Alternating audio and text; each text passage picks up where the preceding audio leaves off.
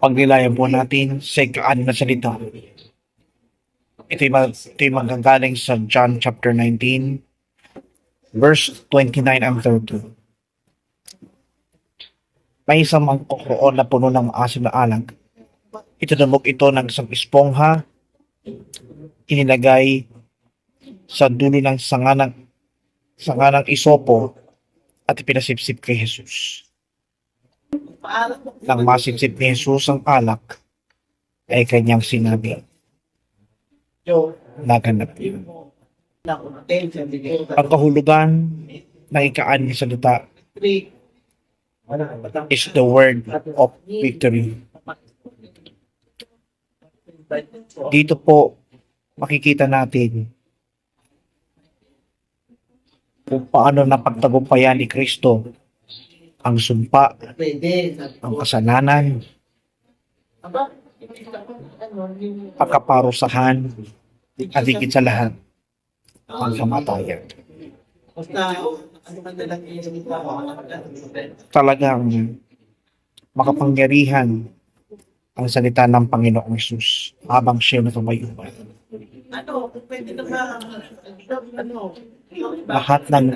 Lahat ng lumang pagkatao ng bawat isa ay napagtagumpayan na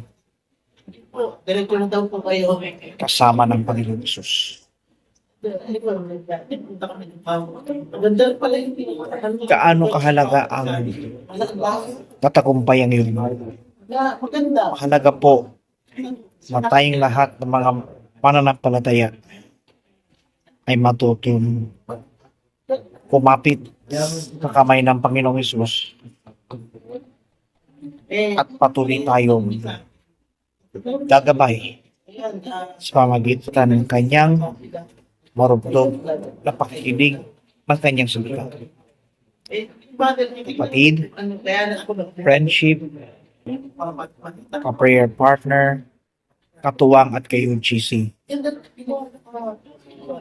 Mahalaga po na tayong lahat ay magkaisa sa pananalangin. Patuloy tayong magkaisa ng lubos sa pamamagitan ng ating marubdob na pakikinig at pagsasabuhay ng kanyang mga salita. Mahalaga po na patuloy tayong sasamahan ng Panginoon. Gabayan tayo nawa ng Diyos. Siya lamang ang makakasagot sa lahat ng sitwasyon sa buhay natin. Kaya sa lahat ng pagkakataon, manalig tayo sa Panginoon at patuloy tayong magkaisa ng buong puso sa Panginoon. Tiyak, tayo pong lahat na may pananampalataya sa Panginoon ay patuloy na bibigyan ng Diyos ng katagumpayan. Tayo po'y panalangin.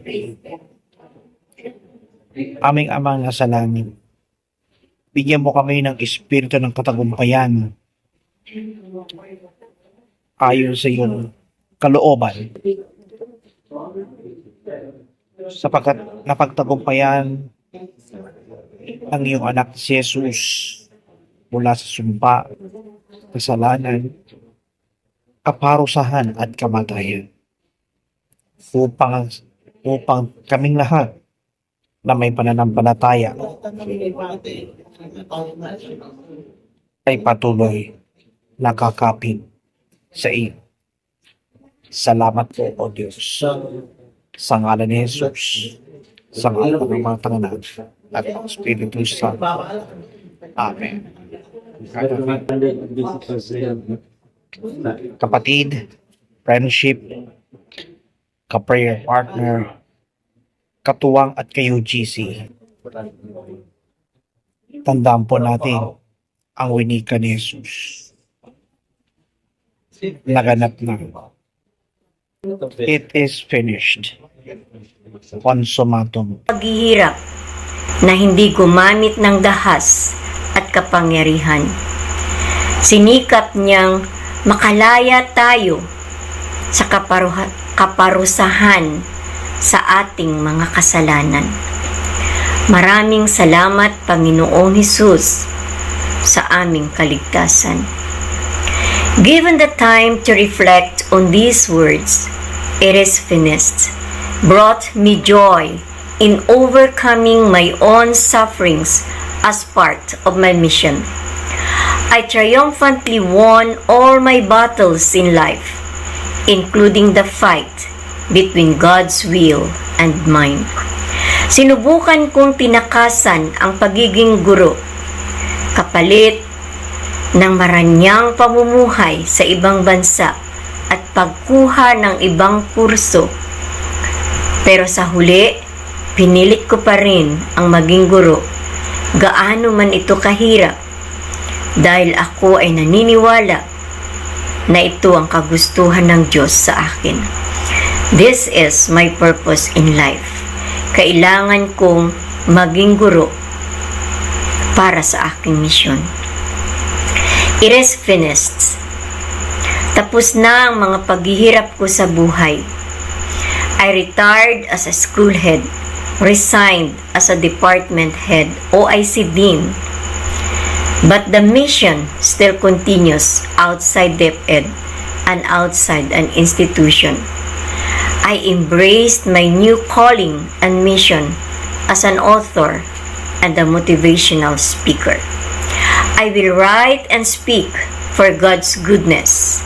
I will write and speak for God's glory for the remaining days of my life as part of my mission and will of God. Tulad ni Jesus, marami akong pinagdaanan na kaguluhan, paghihirap, pag-aalipusta, pagbabaliwala, pagtalikod, pang-aapi, panghuhusga, sama ng loob at betrayal. Wala na sigurong sakit na hindi ko napagdaanan. Marami akong closed doors na nagpahirap ng aking kalooban bago ko natapos ang aking pag-aaral. Nakipagsapalaran ako at buong tapang na lumaban, bit-bit ang aking pananampalataya at pag-asa na hindi ako iiwan ng Diyos sa bawat laban ko sa buhay. I paddled my own canoe as I worked and studied at the same time. I dreamed with faith in my heart.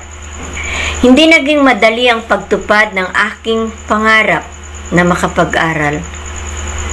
Walang salita ang makapaglarawan ng hirap na aking pinagdaanan.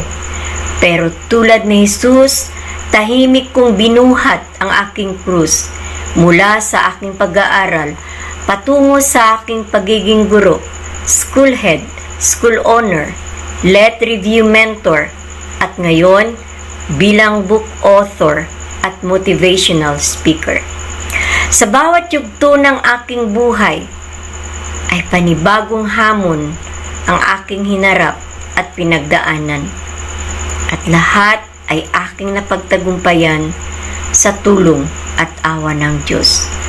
Tulad ni Jesus at tulad ko, lahat tayo ay may misyon sa buhay na may kaakibat na kahirapan. Tulad ni Jesus, sa tuwing tayo ay nahihirapan at nabibigatan, nagpapadala ang Diyos o magpapadala ang Diyos Ama ng taong tutulong sa atin para gumaan ang ating mabigat na dalahin. Tulad ni Jesus, dumaranas din tayo ng pagtalikod at betrayal mula sa ating mga mahal sa buhay. Mga anak na pinabayaan ng mga magulang, mag-asawa na iniwan ang partner para sa sariling kaligayahan, mga taong naghihirap dahil sa paggawa ng tama at kabutihan sa kapwa. Katulad ni Jesus, lahat tayo ay may misyon na dapat